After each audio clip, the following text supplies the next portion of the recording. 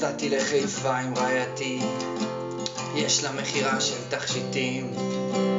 אמרתי אין שום בעיה, בכיף אקח אותך לאן שרק תרצי. אני אשב לכתוב בשקט באיזה בית קפה, ואז בלילה אסוף אותך, כן זה מה שאני רוצה. כשהיא התחילה להתמקם נסעתי עם צחי כלבי הטוב לרחוב מסדה, כמו שהמליצו לי, דווקא אחלה רחוב. הגעתי מזיע, אחלה בית קפה, חניתי רחוק, שתיתי מים, הזמנתי אמריקנו קר כזה, פתחתי את המחשב ואז קלטתי שאין לי מתן. ניסיתי לקרוא תסריט, צחי נפח על כל כלב שעובר. התסריט היה גרוע ולא הצלחתי להתרכז. התאהבתי במלצרית ויצאתי לעשן. לא כיף לעשן לבד, חזרתי, הזמנתי אמריקנו חם. המלצרית היפה הלכה, צחי האפס המשיך לנבוח שם. התחלתי שוב להזיע מהקפה והבושות. בית הקפה הלך והתרוקן, לא ידעתי מה לעשות. ביקשתי חשבון, לא היה לי מזומן.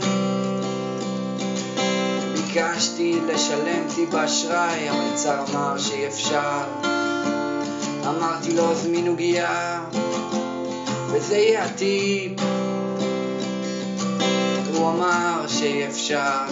אני חזרתי למכונית, עכשיו אני יושב באוטו ברחוב שמריהו לוין.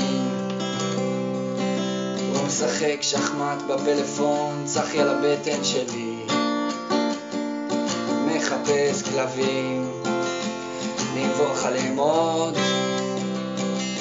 למרות שהוא דביל כזה, אני אוהב אותו מאוד. זאת האמת, רציתי להיות ליום אחד סופר דגול שיושב בבית קפה שעות, בקושי פוסט לפייסבוק הצלחתי לעלות. אסוף את שירה והיום המחורבן ייגמר.